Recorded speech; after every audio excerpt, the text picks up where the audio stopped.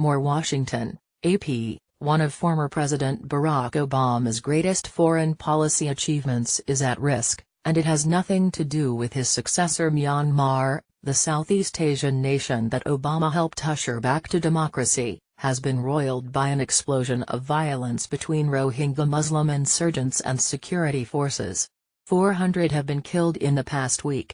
About 60,000 have arrived in neighboring Bangladesh, including tens of thousands crossing by boat and on foot in the past day, according to the United Nations Refugee Agency. The crisis has attracted unprecedented criticism of Aung San Suu Kyi, Myanmar's civilian leader who once assumed an almost saintly status in Washington and other Western capitals. She met Obama several times and was long championed by Democrats and Republicans in the U.S. for her long, peaceful struggle against military rule that culminated in her rise to power 1.5 years ago. The Rohingya militant attacks have in some ways empowered the military to assert themselves as saviors of the country, which is how they like to see themselves, said Derek Mitchell, who pushed for political change as Obama's ambassador to Myanmar. That's not very helpful to the transition. Myanmar's troubles involve many factors, but none involves President Donald Trump. While he has tried to erase much of Obama's overseas legacy, Trump has largely ignored Myanmar. Trump has yet to pick up the phone to speak with Suu Kyi.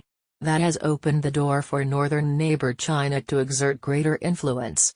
Beijing had ceded much of its sway to Washington after Obama, who visited twice, helped coax Myanmar's generals to relinquish power. David Matheson, an independent analyst based in Myanmar, said Washington and other Western governments lost their leverage in the race to abandon economic penalties when the country started to open up.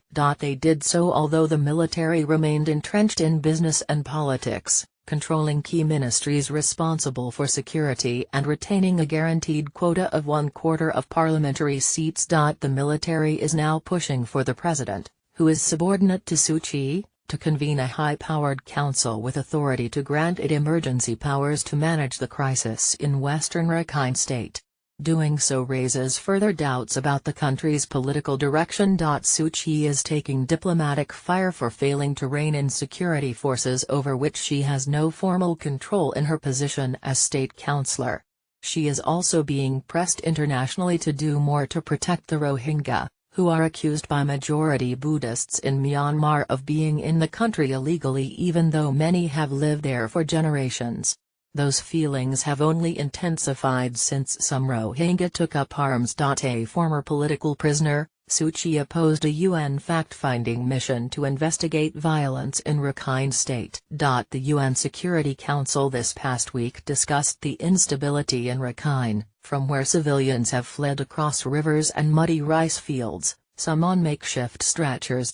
Trump's UN ambassador, Nikki Haley, condemned recent coordinated attacks by Rohingya militants on security posts, but she pointedly said government forces have a responsibility to avoid abuses and allow in aid.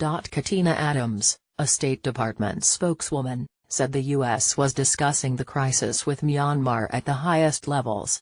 Lawmakers are also paying attention in Washington as they consider an incremental expansion in military ties with Myanmar, long taboo because of human rights abuses. Ultimately, the root cause of tensions and strife in the Rakhine State is poverty and the systemic disenfranchisement of the Rohingya, said Senator Ben Cardin of Maryland, the Senate Foreign Relations Committee's top Democrat. He decried accusations from Myanmar's government that international aid groups have supported Rohingya militants, claims the UN human rights chief has branded irresponsible. Still, U.S. officials past and present remain sympathetic to Suu Kyi. She faces a political dilemma, both in confronting the military and dealing with the turmoil that she inherited from the army-led administration that preceded her. Beyond the latest violence, Rakhine's 320,000 Rohingya have been targeted in sectarian attacks by hardline Buddhists for the past 5 years and live in squalid camps. Most of the responsibility for the current situation lies with the previous government, said Mitchell. The current government could have done more, but it's not an easy issue when 90% of the people are pushing the other way. Myanmar has faced ethnic rebellions in its border regions since winning independence from Britain nearly 70 years ago. Suu Kyi's government also has struggled to peacefully end rebellions in the northern states of Kachin and Shan, targeted in military operations that have displaced tens of thousands. While her failure to call out military abuses has damaged her